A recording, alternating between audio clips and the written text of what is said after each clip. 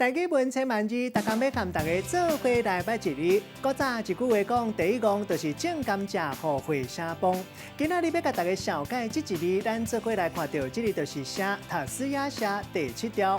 公共聚落，咱讲社，像讲社区增社社会。古早原住民部落，人讲是番社。大家为着某一个共同的目标结合的组织社团，像咱讲是报社。另外，古早公司，咱嘛讲社，像讲会社。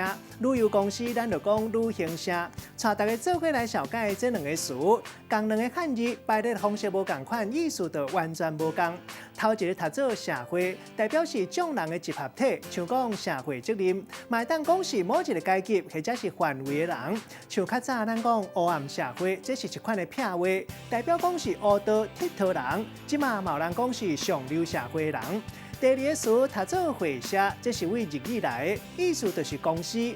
咱用一句话来举例，甲这两个词夹做伙。譬如讲，古早一句话讲，第一讲种甘蔗互会社帮。这句话反映日本时代社会，种甘蔗的人爱交互会社，也就是汤铺在因称当。